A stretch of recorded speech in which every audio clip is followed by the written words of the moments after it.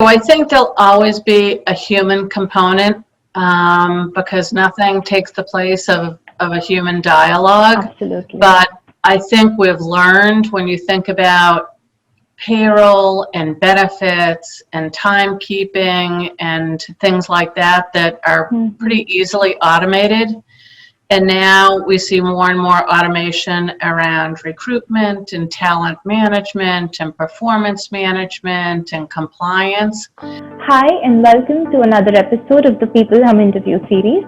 This is your host Neha at peopleHum. peopleHum is an end-to-end, one-view, integrated human capital management automation platform, the winner of the 2019 Global Cody Award that's specifically built for crafted employee experiences and the future of work.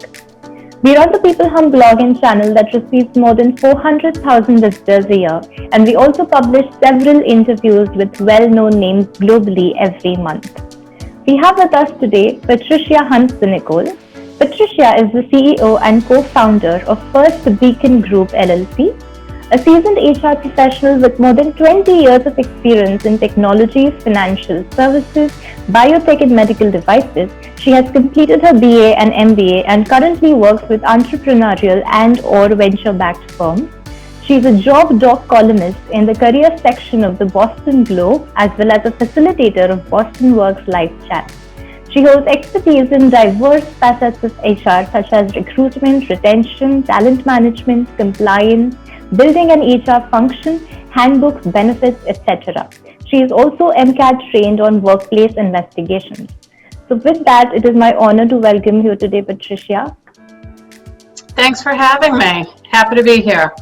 Thank you. So Patricia, can you tell us something about your company, First Beacon Group LLC, and how that came to be?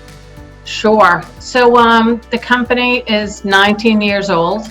Wow. Started it in 2001, in December of 2001.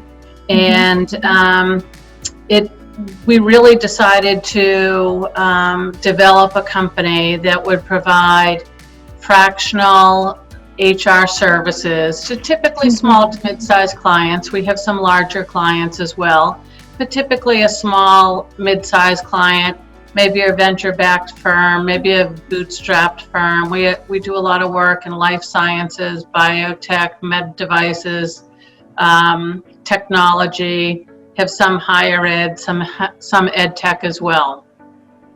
Right. Okay, Patricia, the next question that I want to ask you is, you've completed your BA in psychology before pursuing an MBA.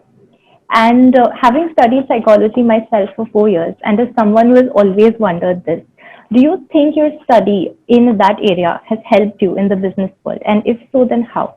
Years, I thought it did not help me, quite honestly. I thought back and I said, why didn't I do an undergrad in management or marketing? In HR management or sort of the human capital world was not a common major. Back when I completed my undergrad degree. Now it's much more common. But now when I reflect back, I think I use that degree almost every day in terms of, because we are a people profession. So we are in the business of people and humans. So listening and thinking about human behavior and how people interact and what can make them successful and what derails them. I think psychology has a thread through our day-to-day activities and how we work with our clients. Absolutely. Yeah. While HR is advancing with an advancing age, so are people. So employee retention in this age, I can imagine, is a skill. So what are your views on that? What are your views on employee retention? I think retention is critical. I think engagement is critical. I think it's not only what you offer employees in terms of compensation and benefits and a workplace and culture, but it's also how you deliver it. And how you deliver it can be through your management team, through the actions and the words of a CEO or a leader. It can also be, using technology to sort of tighten up processes and make them more efficient as well. Absolutely, absolutely. HR is a dynamic area and it is now more important than ever. So, what do you think is the future of HR and how much of it will be automated going forward? So I think there'll always be a human component because nothing takes the place of a human dialogue. Absolutely. But I think we've learned when you think about payroll and benefits and timekeeping and things like that that are pretty easily automated. And now we see more and more automation around recruitment and talent management and performance management and compliance. So I think there absolutely is a place and a sectors within human capital that can be automated for sure. Absolutely. And like you said, that nothing can take the place of humans, right? And at the end of the day, I like to think of it as, no matter how technologically advanced you are, or no matter what kind of tools you use to facilitate your work, at the end of the day, your people are your real resources. And the fact that you pair them with technology can definitely go a long way.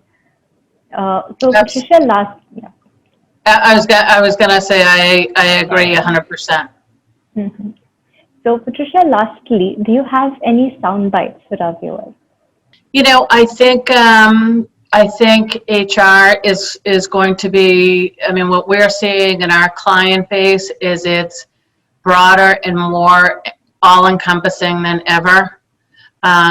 Especially when we get into things like pandemics, the pandemic that we're sitting in. So I think HR folks have been thrown sort of this, okay, who should be in our workplace? Who can work remotely? What about roles that can't be performed remotely? How do we better use technology? What if you have employees that just are never comfortable sort of returning to the workplace, and how to manage all of that? So I think every challenge, every hiccup, every setback within an organization impacts people, and navigating some of these peaks and valleys are what we're all about. Absolutely. And I believe that's a very insightful answer, because I believe you not just did you speak about HR from, a strictly HR perspective, but also you took this pandemic into light. And I feel like that's the need of the hour at the end of the day. So, Patricia, thank you so much for speaking with us today. It was a great conversation. And I wish you and your family good health and your business all the best. Thank you so much. Thanks for inviting me today. Thank you. Take care. You too.